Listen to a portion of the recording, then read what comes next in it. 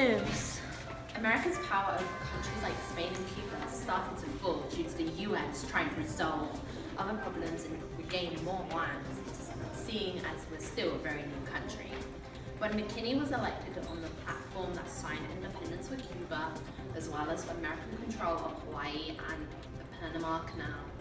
On this day, January 25th, 1898, the protection of American citizens was property in Cuba. USS Maine arrived in Havana Harbor, which was kind of, it was chill at the time, and then they were kind of like freaked out. However, on February 15th, 1898, there was a sinking of the USS Maine, which sent America into a frenzy due to this attack being so unexpected. They were unsure who would have attacked this certain ship and why. There was a particular headline which actually caused controversy over the Spanish guards that strip searched a woman looking for evidence from the rebels. First, New York Journal and the San Francisco Examiner published a letter from the Spanish minister to the United States.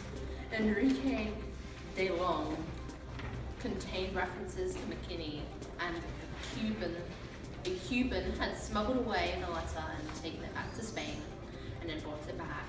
And there were references that de Long was saying that McKinney was weak and catering to the rebel in Cuba, which angered America deeply, which led to, guess what, the Spanish-American War.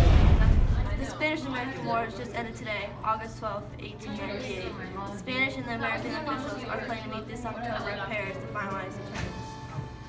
The U.S. officials are pushing these three terms. 1. Independence for Cuba.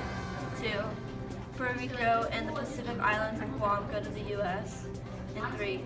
The Philippines go to the U.S. in exchange for $20 million. Some of the Senate does not agree to the terms that the U.S. have presented. Some people, like Theodore Roosevelt, support the U.S. decisions. Apparently there's an amendment called the Platt Amendment that will let the U.S. still have some control of buying and leasing Cuba's naval bases. Because of this war, America has turned into a new world power. Hello, this is Nina Jones reporting from Worldwide News. Luckily, the Spanish-American War didn't last very long and the U.S. came out on top. Unfortunately, it resulted in many deaths of American soldiers. Most died from tropical diseases such as malaria and yellow fever. My condolences are with families who have lost a loved one during the war. However, let's focus on the highlights. When Commodore George Dewey's squadron steamed into the Manila Bay and fired on the Spanish fleet, thus beginning the war, the U.S. had lost 0 ships. When fighting began in Cuba, the U.S. Navy quickly set up a blockade. And of course, let's not forget about Theodore Roosevelt. He was an assistant secretary of the Navy, but he quit just so he could join and help fight. He teamed up with Colonel Leonard Wood and they formed Rough Riders, which was a regiment that consisted of college athletes and Western cowboys. Together, they fought the last battle in Santiago. The Spanish squadron tried to escape, but the American Navy stopped them and they surrendered.